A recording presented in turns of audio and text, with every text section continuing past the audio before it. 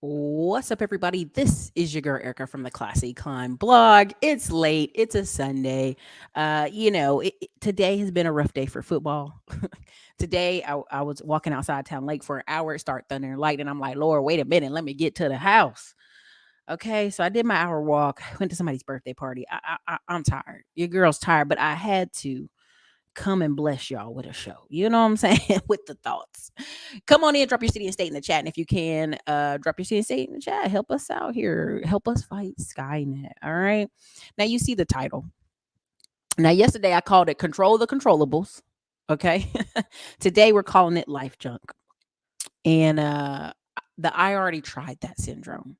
Now, what is the I already tried that syndrome? What is it? What is the I already tried that syndrome? When you tell somebody, maybe you should lose weight, start dressing in dresses and be nice. I already tried that, Erica. Okay. When you start telling people, maybe you should lift weights. Well, I already tried that. When you tell them, hey, maybe you should try this.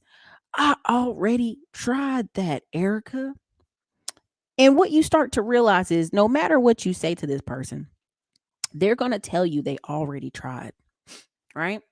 Now before we get into the seriousness of it, and we got to do a little silly with the serious. Today, what happened to the Denver Broncos? I need to know what Sierra's prayer was for Russell Wilson, because clearly she got her man, but we ain't got no more Russell Wilson quarterback. Miami Dolphins 70, Denver Broncos 20. That's abuse right there. Now again, we saw the Patriots and the Jets. I did, that's fine. The Packers and the Saints, that's fine. The Carolina Panthers, I mean, it's Andy Dalton, y'all. Come on. It is what it is, right? There was a somewhat of a chance, but not really, right? The Cardinals and the Cowboys, Dak, as long as Jerry Jones is up there, as long as you won't do right, Jerry Jones, you'll never win. Okay? And then the Bears, my po baby. I had to send a prayer up for him today. I know he was feeling it because the Bears is his team. So listen, while I got my sauce on the stove, okay, let's get into it. Okay, let's really go there. We have people who say I've tried it. Prime example. Let's go, and I'm gonna keep it on some sports. I'm gonna keep it on some serious here tonight. You had Deion Sanders. Deion Sanders go to Jackson State University. First thing people gonna say, well, we already tried that down there at Jackson. We already tried that at them schools. What a difference maker. Now he's going to Colorado. Colorado was 1-11. What difference could he make?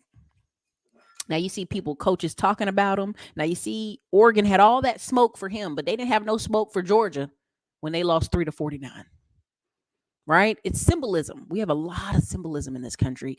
And there's some people, unfortunately, in our society that need Deion Sanders to lose. He's too confident. He's too cocky. And if you actually go watch him in his training and the way he talks to these kids, he's old school. He's doing old school methods. What's the difference this time? He gives a shit about him. That's it. That's the difference. He actually cares about him. When you go play for some of these sports, these coaches don't care nothing about you. You are a notch on the belt. Okay? But I want you to understand, what is it? I already tried that syndrome. Right? When I started talking to people about building new construction, talked about credit repair, talked about getting business funding. I talked about all the millions of ways, right? Even talked about credit ain't shit, right? I talked about all this stuff because I realized I'm coming up against life junk. The junk of life have got on a lot of people and they can't shake it. So they got to tell everybody they know that they tried. It didn't work. Remember Al Bundy? I don't know if you guys remember the Al Bundy show. And he kept telling people about that quarterback story and the football story, and it's an example of I tried. When we have a lot of adults living life out here, I tried. I had a great couple business phone calls today. We have some shows coming up this week. We got Kamoy coming on, Updated Tech Tuesday, UX UI training, all kind of stuff. We've got some people coming in talking about tax deeds and buying land and land flipping business, and they're on the East Coast. We've got a couple great people coming through. And we all said the same thing when we talked on the phone today. Boy, I had a bunch of newer 18 to 22-year-old people DMing me, messaging me, young, married, active, ready to go, living life. Why is that? Because they don't have the junk of I already tried that, Erica. Right? I've talked to aunts. I have aunts and uncles I've talked to, and I'd be like, "Oh, you should do this." I already tried that. Well, maybe if you take some magnesium, some vitamin D. I already tried vitamins. What type of vitamins? How long did you try the vitamins? What mixture of vitamins? Were you taking medication when you tried the vitamins? Right? There's a lot of people when we talk about fitness and weight loss, and this is always what cracks me up. I go, hey man, I lost 20 pounds when I started taking magnesium and vitamin D. I went to a doctor. I thought I had thyroid problems. And I was like, dude, your vitamin D is on 5. I said, what is it supposed to be? 50 to 100. You're going to have all these symptoms and syndromes happening. Oh, I thought I was taking vitamins. No, you're not taking the right vitamins. When I went to that 10X blood test and the Dagalo protocol blood test, they were like, oh, girl, this was wrong. Now, I had to take many other blood tests before. I may talk to many other doctors before. But guess what? If I had sat there and said, well, I already tried that, I wouldn't have been 20 pounds down. I wouldn't be feeling in better health. I wouldn't be clear of brain fog. The stuff I post on my YouTube wall, it's a lot of stuff that I personally use. And I see the differences. Now, when it comes to affiliate marketing, you see I've been promoting it a lot on the screen. I'm promoting it today. I'm promoting it for the next 365 days. Why? Because affiliate marketing has changed my life. If you've watched this channel for years, you see me bring on countless speaker and guests, and every different person has offered an opportunity for y'all to win. Whether it's tech sales, building new construction, building from the ground up, doing things in real estate, doing things in trucking, dispatching. We've had hundreds of guests come on. Stocks, right? It's historically known. Terry Egioma sold $1 million in courses off this channel. I made 200,000 off of it. That's affiliate marketing. I introduced her to people. I'm just a super connector. That's all I'm doing on this channel. It's connecting you to hundreds of people who could provide you solutions while investing myself and telling you like, hey, this worked, this didn't work, right? But I document things because I don't want to come up against the I tried it, folks. Now I post about affiliate marketing today, and immediately people are like, oh man, Ericka, I tried affiliate marketing like 10 years ago and I ain't make no money. And if I start and I get my pen and paper out and I get like Dr. Ericka mode, I say, well, how much money did you spend on Facebook ads? How much money did you spend on YouTube ads? How much money did you spend on Google ads? How many times did you post? They get broke up and combobulated, right? Because if there's 365 days, let's break out the pen and paper. There's 365 days. Let's say you posted every day for a year. That's 365 posts. Now, if I start asking you, how many people did you reach? How many people did you reach out to? How many people did you talk to? Right? We start getting into these numbers and these KIs and KPIs, and people don't like that. And here's the problem. Here's why a lot of you say, I've already tried it, Ericka. It didn't work for me. Because you didn't try long enough or hard enough. And most people are trained. Listen, the school system from birth to when you leave school, right? Because some of y'all got kids in daycare so very young. It's unfortunate. You're training your child. If I do one thing, you give me a treat. It's like a dog Pavlov response. I do this thing, I get money. I do this thing, I get money. I do this thing, you give me something. I do this, I do. So even now, as adults, and I'm gonna tip into this, and I know y'all be like, Ericka, don't say nothing about relationships. People like, I took a girl on a date. She was not nice to me. Why she not be nice to me? Why she not sleep with me? Because I take her to food. Like it be caveman level conversations on this internet, right? And when you start really breaking it down, people have been trained to a level that is so caveman like. That's like, hey, I did one thing, I deserve something back. And that's not even how life works. Listen, who's parents in the chat? Like I'm not a parent, but I literally nannied for a couple of years there. I nannied for a year straight, both different nephews every single day for 365 days.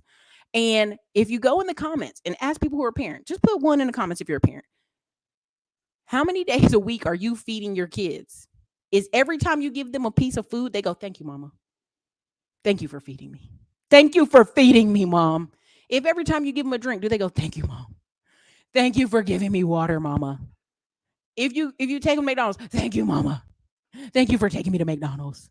If you're a dad and you're taking your son to football practice and he's just there, you're just there on time to pick him up. Thank you, daddy. Thank you for picking me up, daddy. If you give them a snack, thank you so much for my snack. I'm so hungry. Do your kids act like that? Somebody put hell no in the chat. I can't. Y'all already cutting up. Okay, but we said no. But think about it. That's how we're trained as adults with money. I do one thing, I should have money right away. Right? That's right. Thankless. That's why they call raising children a thankless job. Right? There's a video. I don't even think I can find it, but it's a black kid and it's a white teacher, and they're grown ups now. This man is a grown football, soccer, but football for them, soccer star, and his teacher is there, and he's got his back turned because they're going to surprise him, and I guess he's got his eyes closed, and the guy says, "How are you doing?" And the black man literally starts crying, y'all. This is a grown 30-something-year-old black man. He starts crying. He's like, "Did you know, because of you, I went to school and I had a horrible time at school, but you were my best teacher. You changed my life." This old white teacher's like, "Oh my God." This black man start hugging this old white teacher, and he's like, "It's okay. It's okay." I think his name was Anthony. "It's okay, Anthony. It's all right. And I want you to understand, you are leaving y'all children for 8, 11 hours a day with other folks who do not sometimes even like them. But the teachers that are good, that care, it is a thankless job." This old white man didn't know this grown black man was gonna start crying in front of the cameras when he hugged him. He's like, "It's okay." This black man reverted back to childhood, y'all. It was something to see. And I watched it and I cried, y'all. I'm about to cry now thinking about it. But you know what I mean? And I look at it and I go, that's life junk. This boy was 8 or 10 years old in this man's class, and life junk had already got on him by 10. That he wasn't good enough, that he wasn't smart enough, that he wasn't doing good in school. So by the time you get to people in their 30 to 50 years old and you tell them about different opportunities if they just try, life junk is already on them. You almost got to brainwash people that you can do it. You on the side of the street like, you can do it. Keep going. Right? I watched the movie last night, Dumb Money. And y'all told, we didn't go watch Expendables. We were supposed to watch Expendables. We watched Dumb Money. Let me tell you something. I cried 3 times. Now, I think it was the wine we was having. I was a little emotional. But I was like tearing up. Not full tears, but like tearing up, because it was the hope that the people had in GameStop. Like they realized how far up people who are hedge fund managers, been living these cushy lives, been living these lives of luxury, been going to these elite schools, that they had opportunity, that they too could study in the stock market and make wins. Right? Now, some of them was, listen, y'all, I did cry a little bit because I was like, if y'all don't take some money off the top. Some of them girls was like, cash out 150,000. But there was a woman who had $500,000. She's sitting here with 2 children, a nurse. Her husband done left her. And she wouldn't, diamond hands. Wasn't educating herself, but diamond hands. She knew enough, right? She was studying. And when she came back off vacation, because she took herself on vacation finally, because she's thinking, I got $500,000 in stock. She came back and it was down to like 10 grand. Old girl was on the plane. The stewardess was like, let me give you something stronger. Let me give you some liquor. You know what I mean? And what you want to understand is the hope that you're not locked out of the game of life.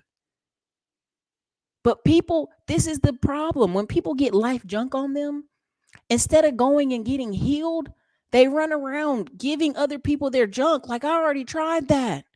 Hey, man, you might want to get married again. I already tried it. I tried it.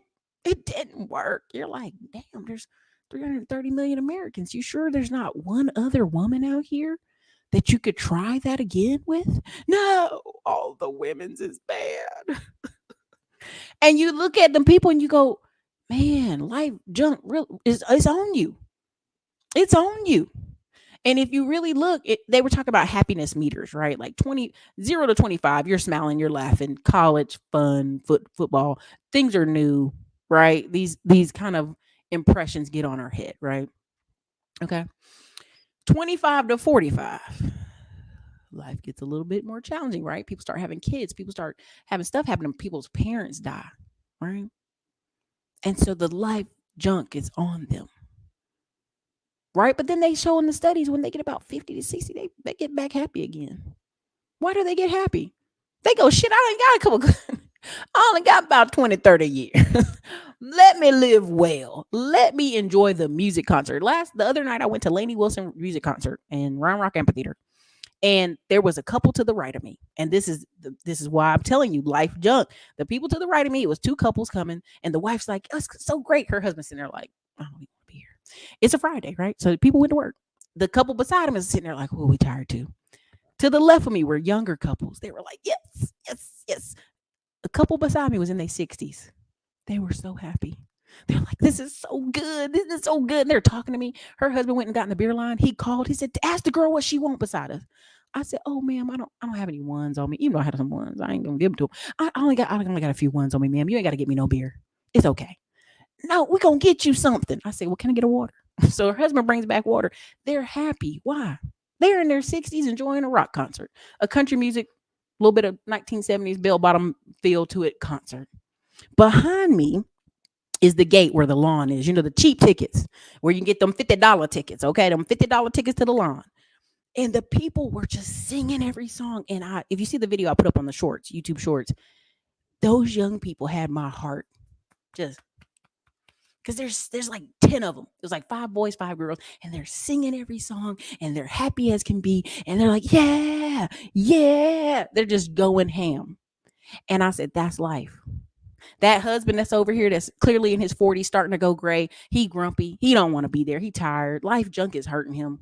His feet hurt. He even said twice, my feet hurt. I was like, me too, but we here, right? And you can just see that I already tried that syndrome is on a lot of people, and they come online and they spew it, right? It was tough, right? Because I like what Kevin says, the women's. Yeah, like I make a joke about the women's, but I can see that, I have a post. Let me see if I can pull it up. But there's a man, his first wife broke his heart, cheated on him. And then he married 4 more women for the money. Don't like them, mad. Just, I'm going to get money out of women because this one woman hurt me. And I made a comment. I said, you guys, this is an unhealed man. He's very self-destructive. It's unfortunate. And Instagram got me. Instagram wouldn't let me comment on comments for 2 days. And what you realize is there are people out here who, I only date young women, Ericka. And you're like, all right, baby, cool. But the life junk is on you. Them young girls can see that. Women your own age can see it. And they're like, well, they love me. I can tell you right now, sir, if a man 30 takes his shirt off and you at 50 take your shirt off, we're picking the 30-year-old. Cut it out. Okay. Um, but it's the life junk. It's the life junk. And they're hoping for somebody else that don't have as much life junk. Yeah, I get it. They're sexually attracted. Yeah, that's part of it. But really, the part that's really important is somebody might believe in my dream. Somebody might rock with me on this ideal. Somebody might think I'm okay because I got this life junk on me. And I know I'm a 40-year-old man and I should be kind of further along, but I got this life junk on me. Right? That's what you're seeing out here on the internet. Right? There's a guy, he's 50 and he has a YouTube channel. And he was saying, I waited too late. And the other guy's like, nah, man, you can go get married to a 25-year-old dude right now. You can get right now. You can get married 25. And you could see it in his eyes. Like, dude, I don't want to deal with no damn 25-year-old dummy. Like, he didn't want to deal with it. He's like, that's a lot of energy, man. I ain't got time. And he's like, I'm 50. I can give that kid a good maybe 15 years. And the other guy's like, no, man, you got forever, man. You could have babies when you're 75, man. And it's life junk. It's life junk. It's the junk of life. It's these people really thinking I got till 99 years old and I could do whatever. No, you can't. But life junk gets on you, and so it's unfortunate. It's unfortunate. But there's a couple examples I want to show you. I am on this man's internet late because I went walking and it wore me out, and I just got to finish this show. That sauce is bubbling a little bit, but it's on low. It should be good. Okay. Let me go up here because somebody had a perfect comment. Perfect. Oh, it's raining hard as hell, y'all. I can hear it. Okay. Perfect. Will Smith. Dumb Money was tough to watch at certain points. See, I teared up. Will Smith. Will, you can tell me if you teared up too. It's okay. We're a safe space here. We're not gonna tell nobody. So many who had nothing held until there was nothing left. And this is the part that's why I teared up mostly. because it was kind of one of those moments where you're like, if you listen to Diamond Dave, listen to these people on here. Like you put, maybe see you put, let's say you put $1,000 in the stock, and the stock goes up to $20,000. You take your thousand out. Oh, it's hailing outside, y'all. Damn. Okay, we might have to wrap this up quicker than I thought. Okay, let me show you. Where are I going with all this? Why am I going with all this? Okay, let me get to it. Um, this is somebody that y'all be talking to me about all the time, and that cracks me up. I'd be like, okay, cool. Cody Sanchez. This, why am I showing you this? Contrarian ideals to build your bank account. All right, that's again, she's changing those titles every 2 minutes you think about it, but it's cool. I love it. So this is Cody Sanchez. She lives here in Austin, Texas. There is a mastermind she's gonna be at. I don't want to pay the money to go, but I might have to get in the room. It's one of those things. Now, if you go watch her channel, she built her channel telling you could buy people's businesses off them, right?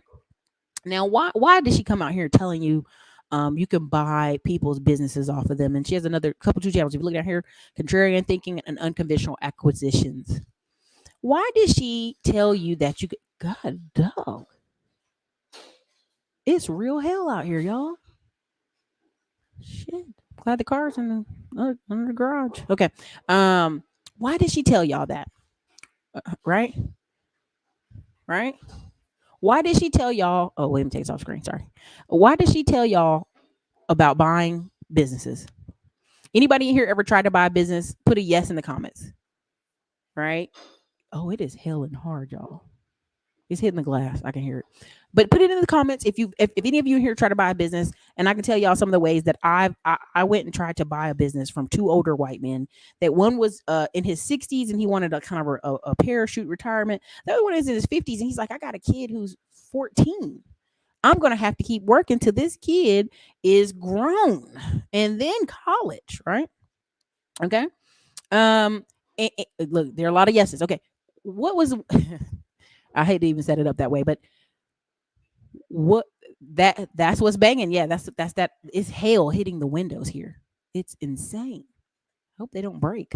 Um, Part of the biggest problem when you go try to buy a business off body, and they go, well, what makes you want to buy it? What do you think you can do differently? And you start giving them a spiel, right? You don't give them too many because they can take these ideals and improve their business, right?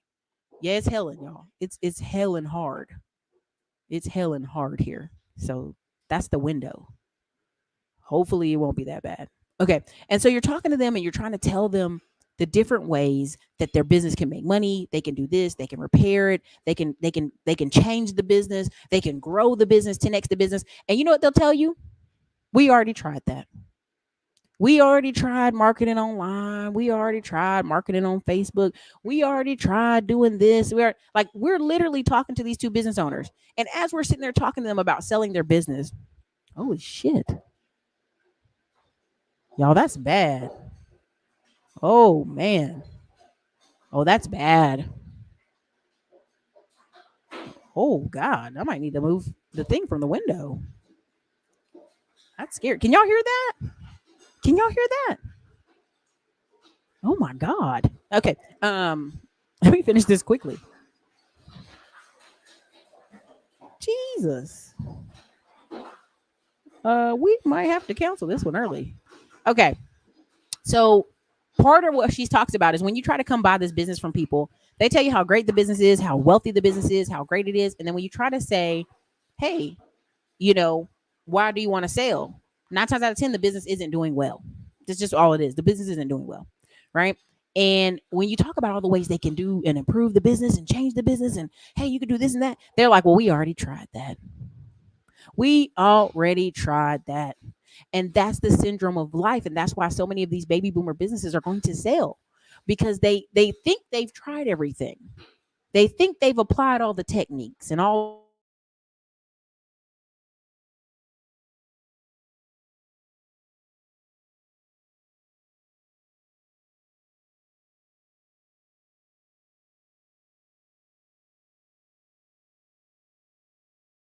and all the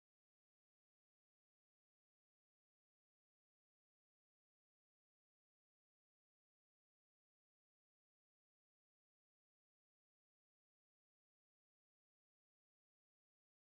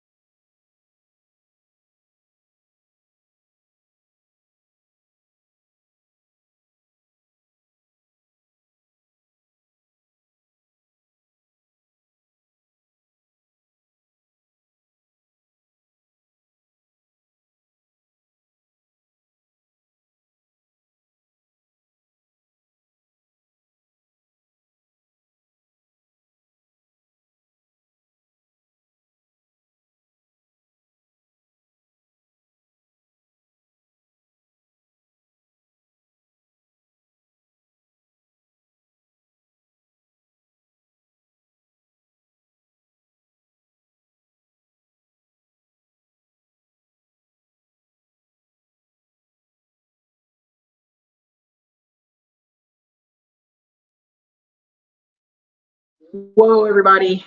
It's crazy. Hit the like button. I'm going to just go ahead and call it a night. But I just want to let you know, listen, life junk gets us all. Don't let life junk get on you. Unconventional ways to make money. Thinking of new ways. Listen, people have new and different trainings where they can train you on how to make money and how to build your business and build a life that you like and desire. It's real crazy right now. So listen, if you guys enjoy enjoyed the video, drop a one in the comments. It's insane. That hell is insane. Um, Rule of 22. Oh man. Uh it does sound like it. Man, it's crazy. It's crazy, y'all. Hold on, let me see what else y'all have here real quick before I get out of here. Yeah.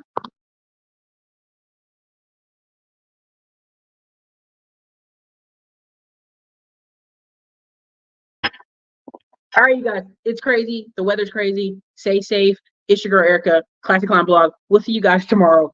Be safe. Okay, you guys. Later.